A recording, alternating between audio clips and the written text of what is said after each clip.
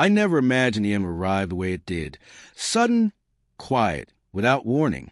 We had been together for what felt like a lifetime.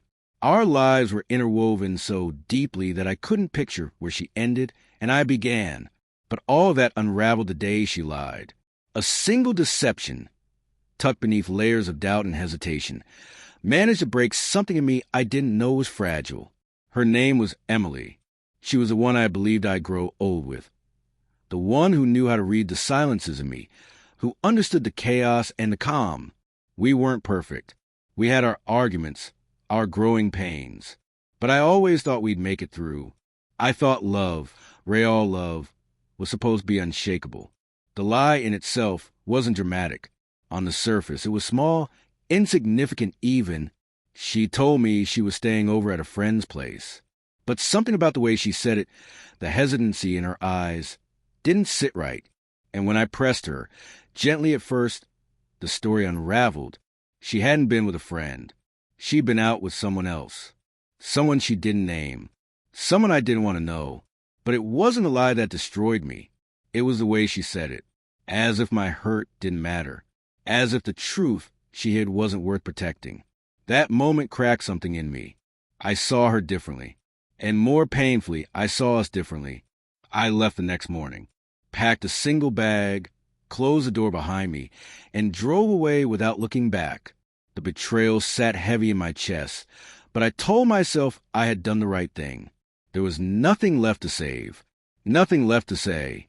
Weeks passed. I stayed busy. I numbed the ache with routine. Until one day, an envelope arrived, her handwriting on the front.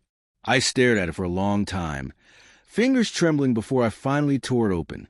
Inside was a letter, her final words, a confession that unraveled everything I thought I knew. She admitted it all, not just a lie, but the fear that drove her to it, her past, hidden behind years of silence, spilled out across the page.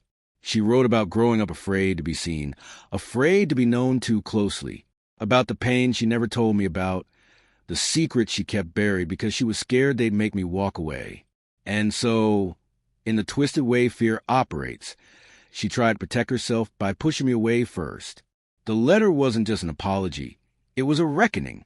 She told me how much she loved me, how deeply she regretted letting fear win, how the lie was never about betrayal, but about the version of herself she was too ashamed to let me see.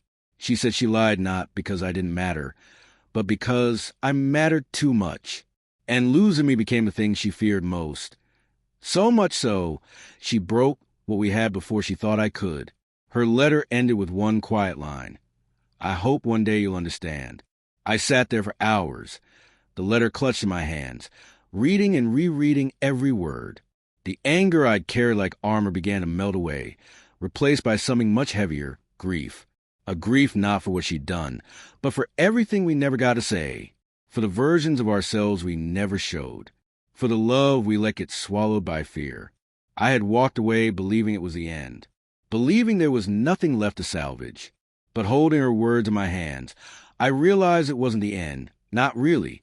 It was a moment suspended in time, a turning point that could never be undone, but would shape everything that came after.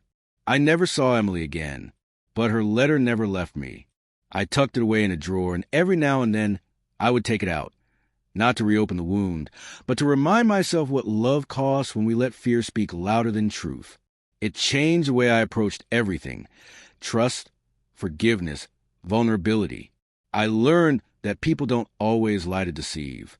Sometimes they lie to survive, to shield the most broken pieces of themselves from the people they love most. And maybe the cruelest part of love is this: it can hurt even when it's honest. But the hardest truth is often not the one someone tells you. It's the one you discover buried deep inside them, too afraid to ever come out until it's too late.